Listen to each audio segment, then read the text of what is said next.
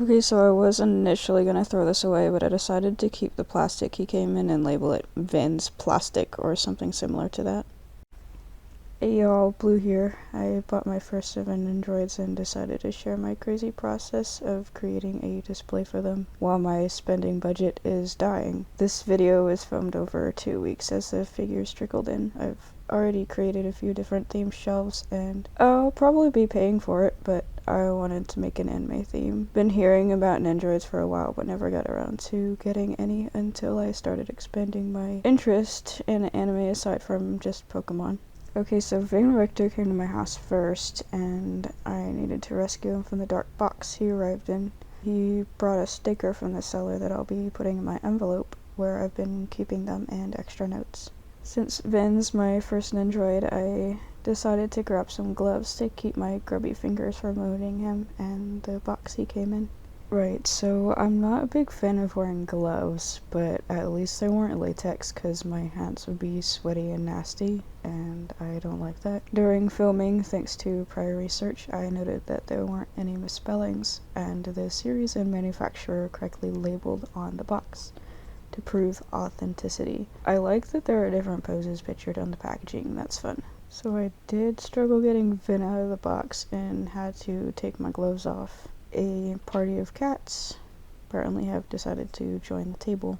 I didn't realize how tiny some of the accessories were. My little Pet Shop accessories are bigger than this for the most part. This watch here, I've never seen something so tiny. It'll be a miracle if I don't lose this by the end of the year. I did have to pop Vin's head off to take the plastic off of him, and I think I'm scarred for life. I did not enjoy decapitating this man. It was a very scary experience, and I had to take my gloves off once again. As I show him off to the camera, I got them stuck on his hair. He came with extra glasses in case I lose his first pair, but let's hope not. Then we got his cup of tea. By the way, I enjoy myself. Got some extra hands, his watch, and then some different expressions that we can play around with. I initially was gonna have my figures upstairs, but decided against it due to the warming weather. It's gonna be painfully hot, and we don't want Vin melting.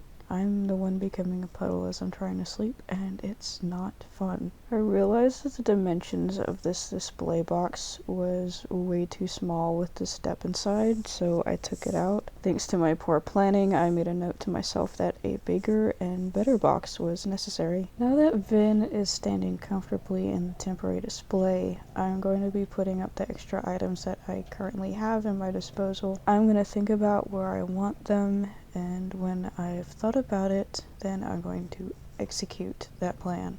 Right, so this is my current setup, which I will likely change because I'm indecisive and change things around my house all of the time.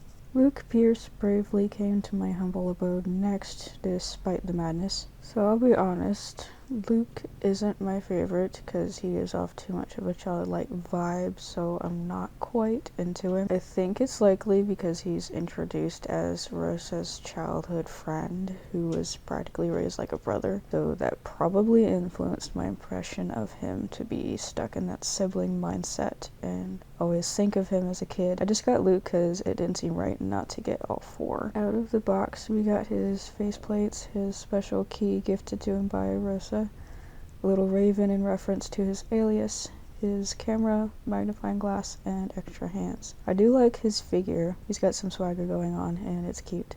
I had to fit Luke into the display without a stand. He's just gonna chill in the corner there until I get a bigger display. My boy came to the house early, so I wasn't expecting to have him until a little later, but it was a delightful surprise. So I did get him from the Golden Nook, and he came with this cool little coaster that I'm definitely gonna display because it's awesome. The box was a little damaged on one corner, but it doesn't really bother me. However, upon further inspection, I did notice a rattling noise that concerned me as I showed various poses on camera. Thankfully, the rattling was his base. I was worried it was a broken piece, but it was just that. It was quite a painful experience getting the plastic off of Kent.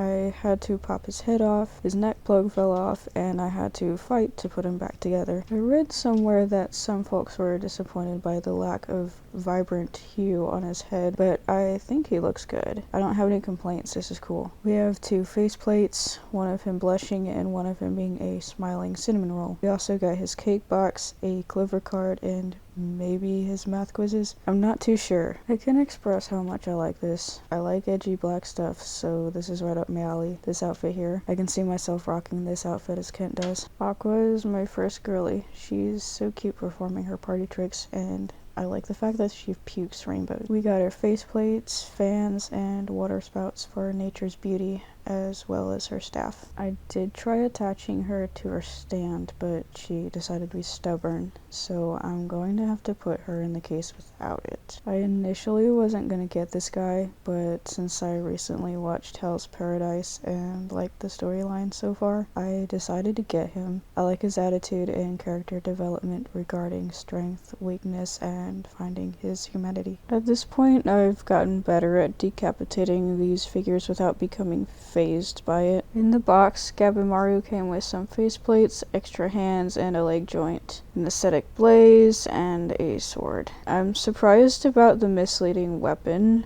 because he doesn't own a personal one and primarily relies on his fists. If he does have one, it's likely stolen from someone, so I wonder who he took this one from. My bigger display finally came in, and I had fun building it. I separated Gabimaru and Aqua from Vin, Luke, and Kent. As I decided to get more figures and spend my money stupidly for this shelf, I'll need to get more boxes. In these next boxes that Artem Wing and Marius von Hagen came in, I got some extra goodies. I decided that I'm going to bite the bullet and buy some more Abraham Van Helsing stuff that I'll share in another video. I also got a second display box that I'm going to build soon. Artem apparently decided to take a long nap during his travels because he shifted onto his side in the box. I did my best not to wake him while showing his suave poses, but I suppose I failed miserably because I could hear his muffled complaints. Marius comes off as having a big ego and he loses some points for me because of that, but he does gain some back just because he's an art buff. I love how he has a crown referencing his alias. I had a little difficulty thinking about it, but I decided upon my current tier list for the tiers of Famous Boys. As of this recording, it would be Vin, because he's a legit gender swap version of me. He's a psychologist, an INFJ, and a Libra. Thanks to him, I've started exploring classical music and operas. Next would be Artem, because he has a cute story, and I'm enjoying playing it. He looks fire in suits and is a movie buff, though I'd probably drive him crazy because I'm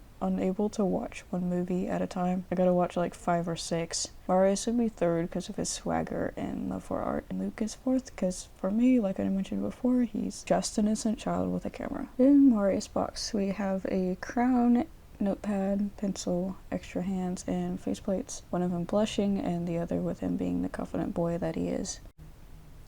Alright, you need to get your face out of this box. This boy, I swear. Okay, so this man has to sniff Artem for some reason. What are you doing? Why do you have to sniff Artem? You silly boy. Alright, because of my children having to sniff everything, I didn't take Artem out of the box while reviewing him. Other than the crack in the blister, everything else seems okay. We got his pen, book, extra hands, and faceplates. Right, so I do believe this is coming out really nice. I did make some room for my second bigger display for me to build, but it's getting late for me and I need to get dinner eaten. Yeah, this is a fluff party.